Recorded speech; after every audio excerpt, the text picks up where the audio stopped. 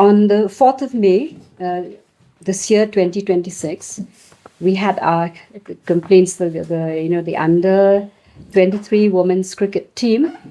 A number of them came to give a complaint to the commission. That is on the 4th of May. Regarding, they named 2 and 4, like 4 people, 4 officials, and 2 main respondents who we believe to be, and we've proven also right now, that they had violated the POSH Act. So then we met with the girls subsequently, a couple of times, because we wanted to clarify, to get their stories and their narratives. And then based on their complaints, based on the conversation that we had with them, we had our first hearing on 21st of May. We will be giving you this in case you miss the dates. So then we called first 2 respondents, the head coach and the assistant manager of the women's cricket team. And we feel that we have given them a very fair hearing. We heard their side of the story. We called them individually. We talked to both the head coach and the manager separately.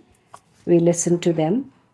And then we called again separately, because depending on the complaint and who the respondents were, we called both the girls and the respondent separately, based on the 2 complaints.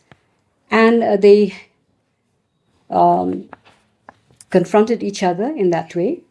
The girls said what they had to say, and also the respondents said what they had to say. So we were satisfied that it was true that they both had violated the POSH Act.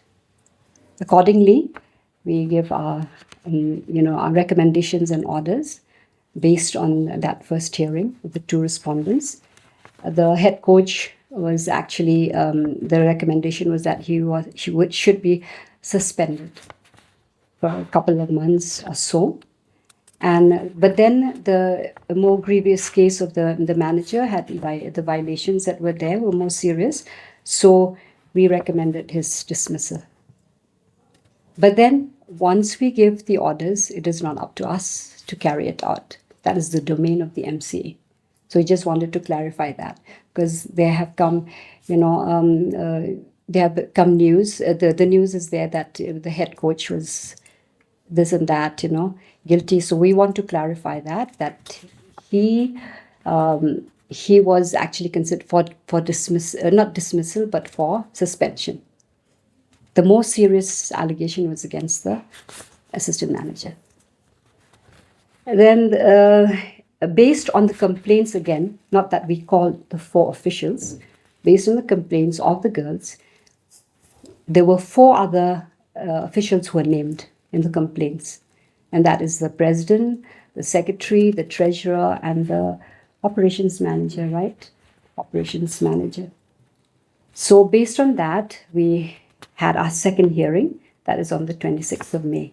We called them to, for their clarification, but whatever they wanted to say regarding the non-compliance, because they received the mail, and I think our legal will further elaborate on that. They received the mail in December 2nd and 3rd,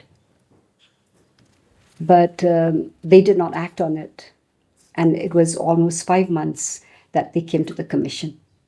So you can see there was a huge lapse of time and date. So the reason and the explanation that they gave was that there was an election during that time, as you all very well know. And during that election, they were busy with that, and I think there was a court case going on, so the explanations were there. Our concern is not about that. That is an internal matter. We are concerned, and the question that arises over here is that, one day we can understand, 1 day, 2 days, even a week, 5 months is not acceptable. It's too long a gap. A lot of things can happen. A lot more violations can take place, and maybe somebody might be harmed.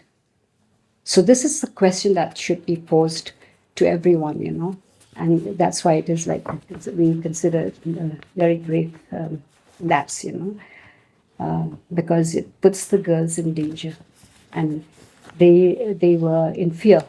They shared with us that yes, they live in fear, but we congratulate them and we appreciate them for their courage and the fact that they huddled together for support.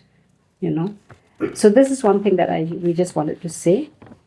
So regarding the former president, he also did say that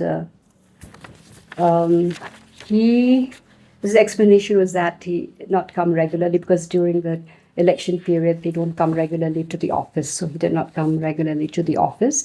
So he did not read the mail. That is his explanation.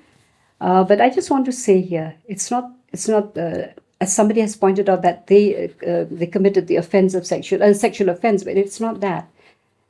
This is more of a constitutional, institutional lack of responsibility, a moral responsibility, in fact.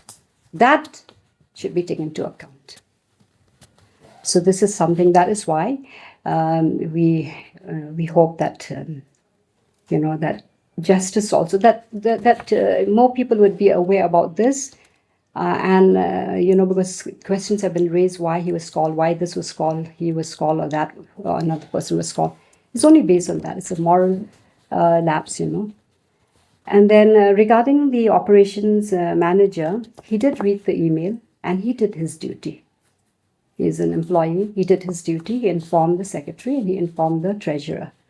That was the limit of what he can do. He had no decision-making power.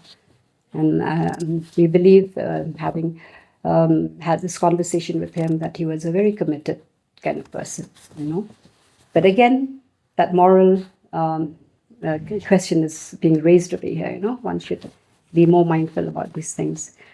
Regarding the secretary and treasurer, they knew about the complaint.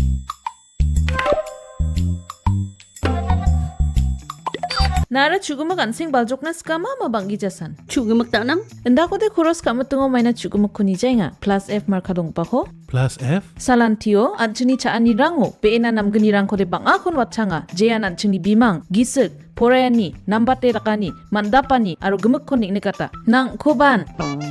Ndak plianga chaunan machungja? Oe chugumak nanganirang unigaman na atta merong kari to aro dutrang ko koros kaingon plus F marka donggo pa ko sa nibo maina uno iron aro vitamin rang ko nangani kriotna songi chane chaoba mukron chinioba aro chatho nioba mamang dengtangani ko ijawa Dentang rekan ko ijora minus sabrans ka injok. endiba mengsaw blongen dengtang rekani donga anchinian seng baljokaniyo Nambata chaani rengani chi, nambatte jangi thangani. Plus F marka dongpa chaani rangko, daaloni jakhalbo.